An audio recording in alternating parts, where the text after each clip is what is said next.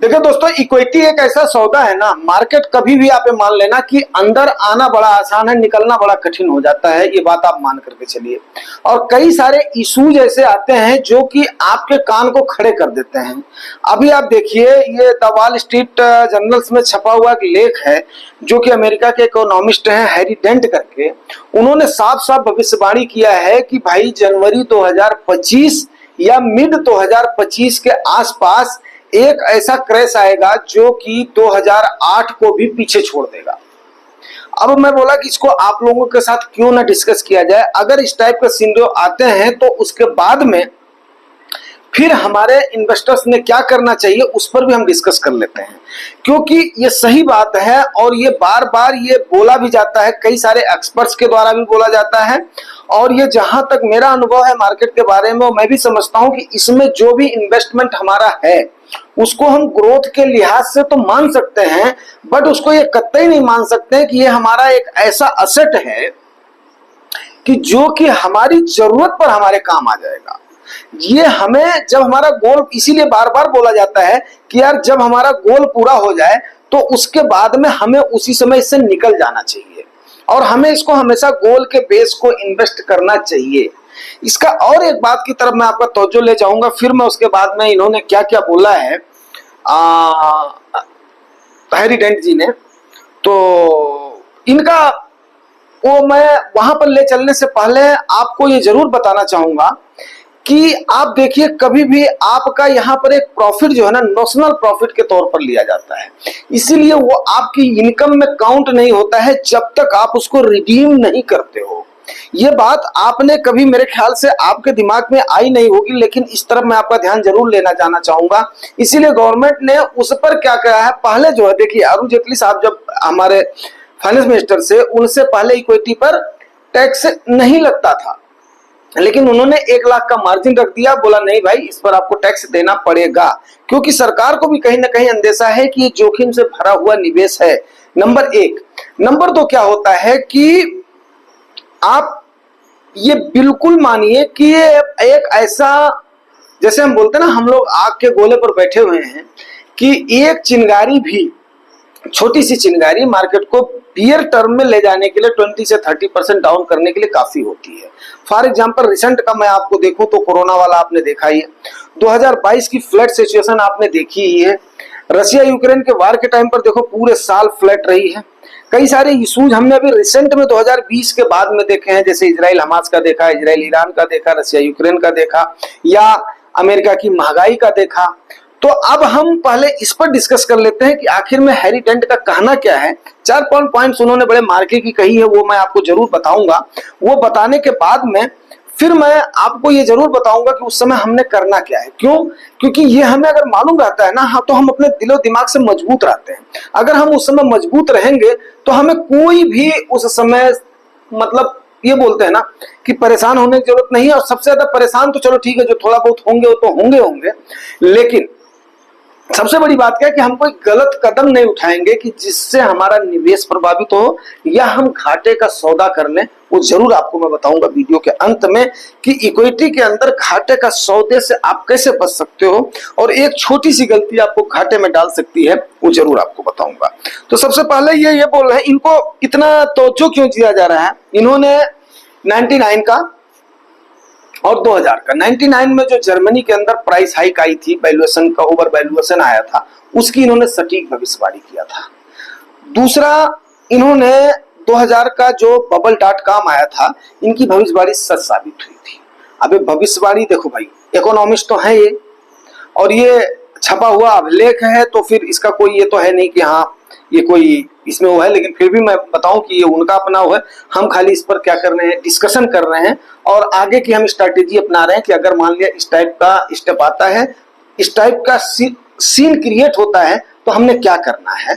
वो जरूर हमारा काम होता है, क्योंकि तभी हम जाकर के अपने कार्पस को इक्विटी के अंदर सेफ रख पाएंगे, अपने आप को सेफ रख पाएंगे। सेफ रखने के लिए क्या है वो आपको बताता हूँ।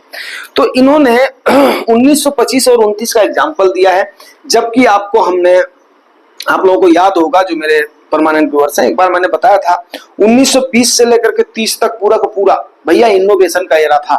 कोई उसको बोले कि उसमें मंदी आई थी, लेकिन मैक्सिमम आविष्कार उसी समय हुए थे, ये बात मान लीजिए, ठीक है ना। और लेकिन फिर भी इन्होंने एग्जाम्पल दिया है कि उस समय से ज्यादा भी इस समय वाली हावी हो सकती है। पहला 99 2000 का आपको बता दिया। अब उनका कहना है कि 14 सालों से इस टाइप का बबल क्रिएट हो रखा है, पिछले 14 सालों से अमेरिका के अंदर। वो पूरा का पूरा दोष अपनी अमेरिकन सरकार को दे रहे हैं कि वो इंजेक्ट करके, पंप करके इकोनॉमी को क्षति पहुंचा रहे हैं, उसको दीमक की तरीके से उसको कर रहे हैं। आफ्टर कोरोना के बाद देखो, सीधी सी बात है, ये बात तो जगजाहिर है कि यूएस का महंगाई से जो जूझने के लिए जितना उन्होंने प्रिंटिंग किया था कोरोना के टाइम पर, वो उनके पास $650 बिलियन रखा हुआ है, रिजर्व रखा हुआ है। और वो सीधी सी बात है कि जिस समय इलेक्शन का टाइम आएगा, पंप होगा अमेरिकन मार्केट में, इसमें कोई भी दो राय नहीं है। चाहे कुछ भी हो जाए, अमेरिका का इलेक्शन, हमारे यहाँ का इलेक्शन आप मान लो कि बहुत ज्यादा फेयर इलेक्शन होता है भाई मेरे। वहां के इलेक्शन पर कुछ भी कर गुजरने के लिए लोग तैयार होते हैं। कहने के लिए वहां पर दो ही पार्टियां हैं, लेकिन जितने स्टेट्स हैं, जितने उनके सीनेट्स हैं, जितने उनके उनके जो सूबों के वो है अपना गवर्नर हैं, वो सारे के सारे क्या तरीके से लड़ाई लड़ते हैं, उनका आपको उनकी डेमोक्रेसी का समझ में आना वही है। इसीलिए हमें सबसे उनको वर्ल्ड डेमोक्रेसी बोला जाता है, हमें सबसे स्ट्रांग डेमोक्रेसी बोला जाता है, ट्रांसपेरेंट डेमोक्रेसी बोला जाता है। चलो ठीक है, इस पर मैं कोई आपको राजनीति या इतिहास नहीं पढ़ा रहा हूं। हम बात कर रहे हैं किसकी, फाइनेंस की बात करें तो फाइनेंस की बात करते हैं, ठीक है ना। अब उसके बाद में उनका जो कहना है कि S&P जो उनका है, ठीक है ना, S&P 500 में उनका जो कहना है 86% तक डेंट लग सकता है, और डाउ जोन्स में तो 92%। बट हमें भी थोड़ा सा ऐसा तो नहीं लग रहा है। अब उन्होंने किस भावावेश में कहा, किस हिसाब से कहा, वो इकोनॉमिस्ट हैं, उनकी जो परिभाषा जाने, वो जाने। अब हम आगे बात करते हैं। कोई इसमें आपको मैं पहले बता दूं, कोई डरने की जरूरत नहीं, मैं अभी आगे आता हूं क्यों नहीं डरने की जरूरत है।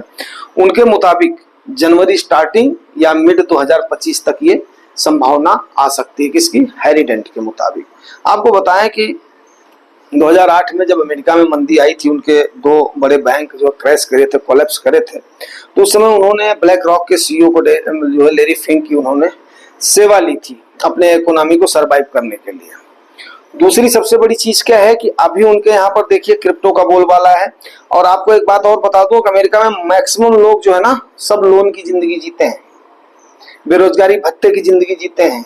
अपने यहाँ के जैसे उनके यहाँ पर नहीं, लेकिन उनके यहाँ पर कुछ ऐसा सिस्टम, 18 साल का लड़का होते ही अपना करता है, वो पेरेंट्स पर डिपेंडेंट नहीं रहता। वो उनके थोड़े से अलग इशूज हैं। माँ बाप उनको बहुत ज्यादा दबाव वगैरह डालते हैं। चलिए, अभी बात यह आ जाती है कि आखिर में हमने क्या करना है, जो हमारे जैसे इन्वेस्टर्स हैं, आप जैसे इन्वेस्टर्स हैं, हमने क्या करना है।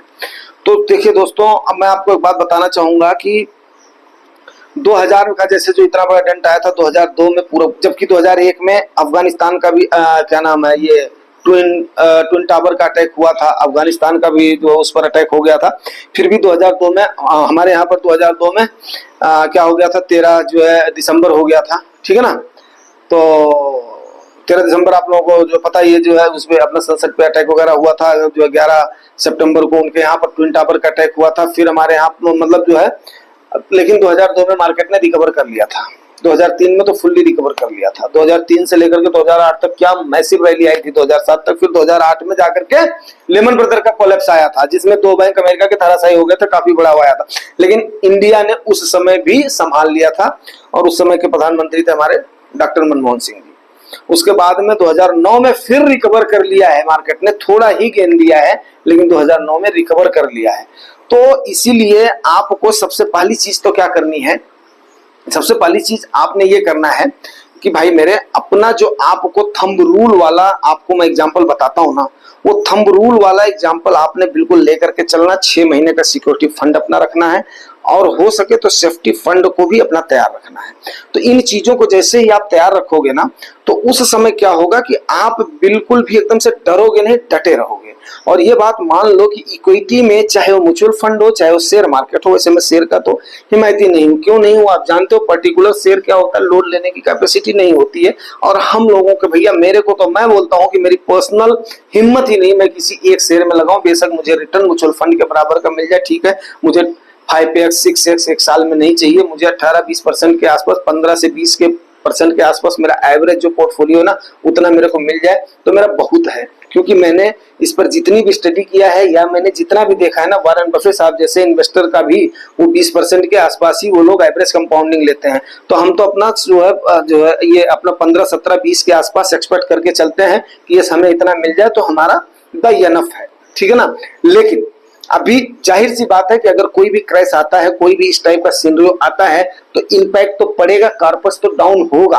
कॉर्पस डाउन होगा तो उस समय हमें सरवाइव करने के लिए हमारे पास होना चाहिए। उस पर ना कमाई हो बेशक चलेगी यार, जितना कमा रहे हो सारा सारा खा तो नहीं जाओगे ना, उसको कुछ ना कुछ तो बचाओगे ना। अगर हमारे दादा जो हमारे पूर्वजों ने इतना नहीं किया होता तो हमारे पास कैसे इतना सारा होता। तो थोड़ा बहुत तो कष्ट हमें पीढ़ी दर पीढ़ी को करना पड़ेगा, ठीक है ना। और मैं आपको एक बात बताऊं कि जो इसके ध्येय उसके वो हैं ध्येय आईएएस के विकास दीपी कीर्ति जी हैं, उनका एक कोट मैंने एक बार देखा था, बड़ा अच्छा मेरे को लगा था उनका कि यार देखो जो है अगर आप नौकरी कर रहे हो ना तो आप अपने बच्चों को कम से कम समझ लो कि 30 साल के पीछे आप धकेल रहे हो। क्यों? क्योंकि उनको आप विरासत में कुछ भी नहीं दे रहे हो। आपका बच्चा वहां से स्टार्ट करेगा जहां से आपने स्टार्ट किया, मतलब जीरो से स्टार्ट करेगा, क्योंकि आपका उसको कोई बेनिफिट तो मिलना नहीं है। और पैसा आपको पता ही है यार, पैसा आप कितना भी रख जाओ कोई मतलब नहीं है उसका। लेकिन वहीं पर अगर आपने बिजनेस स्टार्ट किया होता, कोई स्टार्टअप स्टार्ट किया होता, तो आप अपने बच्चे को वहां से आप स्टार्ट करवाते जहां पर आपने 30 साल पहले शुरू करके आप यहां तक लाए थे, आपका बच्चा यहां से स्टार्ट करता। और ये कोट उनको काफी दिनों के बाद में मेरे को समझ में आई है। तो एक्चुअली जो है ना कि हमें उस चीज को सोचना है कि भाई देखो अब हम लोग कम से कम अगर इन्वेस्टमेंट की दुनिया में आए हैं तो कम से कम हम लोग कुछ ना कुछ तो इतना तो कर ही रहे हैं कि हमारी कमाई तो इतनी तो है ही है कि हम अपना गुजारा कर सके, जीवन यापन कर सकें, और उससे जो हमारा बच रहा है उसको हम निवेश कर रहे हैं। और सीधी सी बात है, अगर हमने उन चीजों को लिया है तो आप मान करके चलिए कि अगर आपने उन प्रिकॉशंस को, आज आपको लग रहा होगा कि यस मैं क्या बोल रहा हूं, लेकिन खुदा न खास्ता ऐसा सिनेरियो आ गया तो जिन्होंने अभी उन चीजों को नहीं देखा है मार्केट के, उनके लिए बड़ी मुश्किल हो जाएगी कि वो इस चीज को झेल नहीं पाएंगे। ये आप मान करके चलिए कि उसको झेलने के लिए मेन बात क्या होता है, इक्विटी का प्रेशर जिसने झेल लिया ना, और उसके बाद में जिसने गोल बेस अपना इन्वेस्टमेंट कर दिया ना, तो वो रिटर्न के पीछे भागने वाली जरूरत नहीं, इक्विटी अपने आप ही रिटर्न दे देगी। क्यों? क्योंकि ये मान करके चलिए 1-2% का अप डाउन होता है, आपका हर इंडाइसेस तकरीबन अपने कैटेगरी एवरेज को, जब अच्छी चलती है मार्केट ना तो तकरीबन कैटेगरी एवरेज के आसपास चलती है, उसको बीट करती है। अब उसमें कई सारे लोग बोल देंगे फलाने फंड ने इतना ज्यादा दे दिया, फलाने का नाम है, ये हो है, वो नहीं है। आप चलिए कैटेगरी एवरेज के अनुसार चलिए। आप उसके बाद में डायरेक्ट फंड में किया हुआ है तो यस आपका फंड मैनेजर जरूर उसके लिए कुछ ना कुछ करेगा, इसमें कोई भी दो राय नहीं है।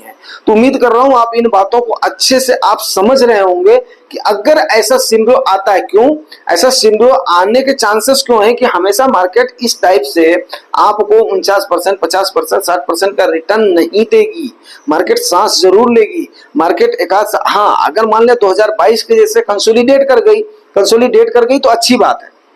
लेकिन अगर इस टाइप का सिनेरियो आता है, देखिए मैं आपको एक बात बताऊं कि मैं एक बार अच्छे लोगों का इंटरव्यू जरूर मैं सुनता हूं, अच्छे लोगों की बातें करता हूं और अच्छी बुक्स पढ़ता हूं। ये मेरी मतलब भाभी मान लो चाहे आदत मान लो। तो मैं एक बार मेरे ही के सीईओ हैं मोहंती दादा, उनका इंटरव्यू हुआ पढ़ रहा था। तो लेमन ब्रदर के टाइम पर काफी ज्यादा उनका नुकसान हो गया था, ठीक है, काफी ज्यादा नुकसान हो गया था। और उनको भी पैनिक आ गया था, उन्होंने कुछ सेलिंग कर दिया था जो कि वो उनके दिलो दिमाग से उतरा नहीं था।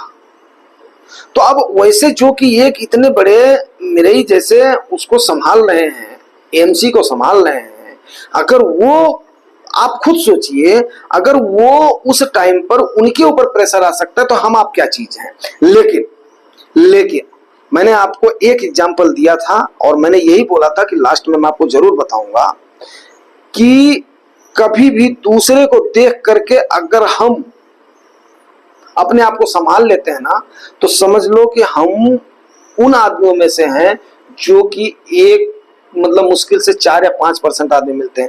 बहुत सारे आदमी इस दुनिया में हैं कि वो ठोकर खा करके फिर उसके बाद में कुछ सीखते हैं। तो भाई मेरे, हमने मोहंती दादा से का एग्जाम्पल आपको बता दिया, वारेन बफेट साहब का एग्जाम्पल आपको बता दिया, आपको हैरी डेंट जी का क्या कहना है वो बता दिया, आपको करना क्या है वो बता दिया। इतनी सारी मेहनत करने के बाद में, रिसर्च करने के बाद में इसको बताना आपको बहुत जरूरी था। क्यों?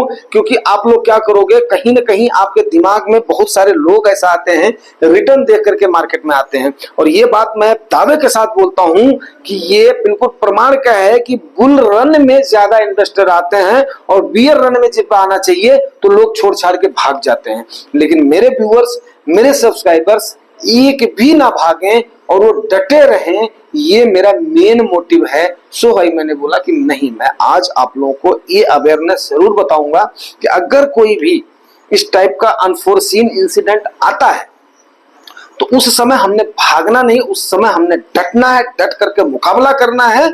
और यही मार्केट का वसूल है, यही मार्केट का फंडा है। दूसरी बात एक और बताऊंगा मैं आपको, जो मैंने बोला था लास्ट में बताऊंगा, कभी भी आप ये नोट कर लेना, बुल टाइम का इन्वेस्टर कभी भी वो पैसा नहीं बना पाता जो बियर टाइम का इन्वेस्टर बनाता है। ये नोट कर लेना आप, जो बियर टाइम का इन्वेस्टर पैसा बनाता है। इसलिए कभी भी जो आपको एक ये बताया जाता है कि आप इतना पैसा अपने हाथ में रखेंगे, इतना पैसा इक्विटी में डालेंगे, लालच में देख करके नहीं आना है। मेरा अपना एक तरीका कहने का साफ गोई से है, वो बात कहने का है। मुझे आपको लोग लुभावन बातें बोल करके अपनी तरफ अट्रैक्ट करके व्यूज बढ़ाना, सब्सक्राइब बढ़ाना, ये मेरे को नहीं आता है भाई मेरे। मैं बिल्कुल एकदम से फैक्ट और टू द पॉइंट बात करने वाला आदमी हूँ। यस, जो सही है वो सही है, जो रिसर्च है वो रिसर्च है, जो थंब रूल है वो थंब रूल है, उसको चेंज करना, बाकी प्रॉफिट लेना इतनी बड़ी चीज नहीं है मार्केट से। अगर आपने ये गलतियां नहीं किया, आपने गलती से, जब तक आपने, आपको पता है जब तक आपने सेल नहीं किया तब तक आप घाटे में हो ही नहीं। और भैया आपकी एनएबी, आप बहुत बड़े लकी हो कि आप म्यूचुअल फंड में आपके पास एनएबी है। एनएबी को तो मैं तो आप one of the best asset मानता हूं। यस, अगर 50 कंपनियों में से 10 कंपनी डूब भी गई ना तो भी 30 कंपनियां आपको उबार देंगी। लेकिन उनका सोचिए जिन्होंने एक उसका लिया हुआ है, क्या हाल हुआ था वीडियोकॉन का, क्या हाल हुआ था यस बैंक का, क्या हाल हुआ था जो रिलायंस उनका अंबानी ग्रुप का। तो ये सारे आपके सामने एग्जाम्पल हैं। कितने आपको मैं जो इंडिया के अंदर बता दूं, मतलब अपना डूबे हुए बता दूं, जो कि मतलब जो चले गए हैं, जिनका आज जो नामो निशान नहीं है। तो अभी आप तो कब से कम एक बहुत बड़े लकी आदमी हो कि आपके पास म्यूचुअल फंड की एनएबी है, आपने सोचा इन्वेस्टमेंट का। लेकिन अगर उस समय आप डर गए या आपने ये सोचा हुआ है कि आपको हमेशा 30%, 40% और 50% का रिटर्न मिलेगा, तो भाई साहब ये आपके लिए नहीं है मार्केट। आप हमेशा तैयार रहें कि आपको नेगेटिव में भी रिटर्न मिल सकता है, आपको डाउन साइड प्रोटेक्शन तो जिस फंड का है वो तो है ही है, लेकिन आपका अपना कार्पस भी रेड में दिख सकता है, लेकिन वो जाएगा कहीं नहीं, बिकॉज आपके पास एनएपी है। इसीलिए इसको इक्विटी को रिस्की सौदा माना जाता है। अगर ये बात जिसको बोलने की हिम्मत नहीं है, वो जाहिर सी बात है वो अपने व्यूज के लिए, वो अपने सब्सक्राइबर बढ़ाने के लिए वो बात करता है। मुझे उससे मैं मानता हूं कि यस, वो भी एक इन्फ्लुएंसर है, लोगों को जागरूक कर रहे हैं, अच्छे इंसान है, बट फिर भी क्या है, सबका अपना एक तरीका होता है किसी भी बात को कहने का। हाँ, सत्यम बुरियात प्रियम बुरुयात, ना बुरुयात असत्यम प्रियम। सत्य बोलो, प्रिय बोलो, लेकिन ऐसा सत्य कभी भी मत बोलो जो कि दूसरे को कड़वा लग जाए। लेकिन यहाँ पर इक्विटी मार्केट है, यहाँ पर आपको कड़वी दवाई पिलानी पड़ेगी। कड़वी दवाई अगर मैं नहीं पिलाऊंगा तो जिस दिन बियर मार्केट आएगा उस दिन आप ही बोलोगे यस भैया आपने तो बताया नहीं था उस समय। ये बताना हमारा फर्ज है। बियर मार्केट, बियर स्टर्म्स जरूर आता है, हमेशा बुल रन नहीं रहता है। तो यस ठीक है, अगर हैरी डेंट जी कह रहे हैं तो मैं मान लेता हूं कि 50-50 का चांस लेकर के चलते हैं। 50% तो हमारे यहाँ का बिल्कुल सही है, चलेंगे हम। गवर्नमेंट चुनी गई है, हमारी गवर्नमेंट बढ़िया फॉर्म करेगी और उसके बाद में हमारे यहाँ का सब कुछ सिनेरियो अच्छा है, कोई ऐसा सिनेरियो नहीं दिखाई दे रहा, मार्केट अब जाएगी। लेकिन 50% हम मान करके चलते हैं कि यस, किसी ने भी कहीं पर भी कुछ भी अगर हुआ तो यस भाई हम भी उससे इफेक्टेड होंगे। अगर हम इफेक्टेड होंगे तो हमने उस समय तैयारी करी है क्या? अब भैया देखो, हमने तो जो वो देखी है, गरीबी देखी है, छत का टपकना क्या होता है हमने देखा है, ठीक है ना। तो छत का टपकना जो है ना, उस समय क्या होता है, कहाँ लेकर के जाए, खुद को कैसे बचाएं, और सबसे बड़ी जरूरी हो जाती है कि अपना बिस्तर और बोरा कैसे, उसको कैसे बचाएं। तो हमने उन चीजों को देखा है। इसलिए भाई बरसात के आने से पहले अपने छप्पर को दुरुस्त कर लेना हमेशा समझदारी की बात होती है। तो उम्मीद करता हूं कि आपके लिए, आपको समझाने के लिए जितना मैंने टाइम दिया है वो इसीलिए दिया है कि ताकि आपको मैं समझा सकूं, यस भाई ऐसे विषम दिनों में ऐसे हमने तैयार रहना है, नंबर 1। नंबर 2, अभी जो है क्वेरीज कई सारी हो गई हैं, कल भी कवर किया था, आज भी कवर किया था। तो उसके बाद में जिनकी जिनकी क्वेरीज रह गई हैं, काफी सारी हैं, मैं ये नहीं बोल रहा हूँ, तो वो लोग प्लीज माइंड नहीं करिएगा। कुछ लोगों ने बोला मेरे को तुरंत जवाब दीजिए, लेकिन क्या है अब उतनी पॉसिबिलिटी नहीं हो पाती है, क्योंकि कुछ और टॉपिक्स पर अगर हम नहीं बताएंगे तो कम से कम आप लोगों का ध्यान उधर नहीं जाएगा। कई सारे लोग, जैसे देखो अभी ये समझ में आ रहा है कि बीआरएस का रिटायरमेंट के कार्पस का 40-40 लाख रुपया उन्होंने लगा दिया, अब उनके पास 10-12 लाख ही बच रहा है। उसके बाद में उसको बोलने लगाओ जैसे हमारे रंधवा सर है, लेकिन रंधवा सर कोई बात नहीं, परेशान होने की जरूरत नहीं है, इसको आप होल्ड करिएगा और फिर उसके बाद में देखते हैं, क्योंकि अभी उसमें क्या है 3 साल का लॉक इन पीरियड हो गया, 3 साल का लॉक इन पीरियड हो गया, फिर उसके बाद में अभी उसमें आपको पेनल्टी वगैरह लग जाएगी। सो भाई अभी कुछ करने के लिए उसमें ज्यादा कुछ बचा नहीं है, इसलिए 3 साल आपको होल्ड करना ही पड़ेगा। अगर वो कहीं पर और होता तो मैं आपको जरूर साफ गोई से सलाह दे देता कि आप उसको ऐसे नहीं ऐसे आप कर दो। फंड का नाम तो नहीं बताता, लेकिन आपको कैटेगरी जरूर बता देता मैं। बट कोई बात नहीं, आपने लिया तो स्टेप तो लिया, कोई बात नहीं, आपने स्टेप तो लिया। हाँ लेकिन क्या हुआ, आपने एक साथ ही हाईवी अमाउंट लगा दिया, वो थोड़ा सा मेरे को भी लगा। लेकिन फिर भी क्या है भाई, देखो मेरा काम था बोलना, अगर मैं हर चीज को हाँ हाँ बोलता जाऊंगा तो मेरे ख्याल से ये उचित नहीं है, ये उचित सलाह नहीं है। फिर मैं काहे का आपका इन्फ्लुएंसर, काहे का आपका मोटिवेशनल, काहे का आपका एजुकेशन देने वाला। तो अगर जो है सच को सच बताया जाए तभी जाकर के बात समझ में आती है। बट फिर भी क्या है कि अभी उसमें अगर आप उसको इधर उधर करोगे तो आपका नुकसान होगा।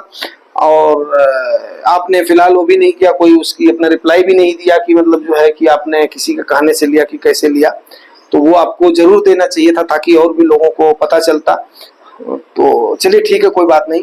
और अगर जानकारी अच्छी लगती है दोस्तों तो बस आपको पता है रिवार्ड थोड़ा सा करना है, रिवार्ड आपको पता है, लाइक से subscribe. Thank you very much.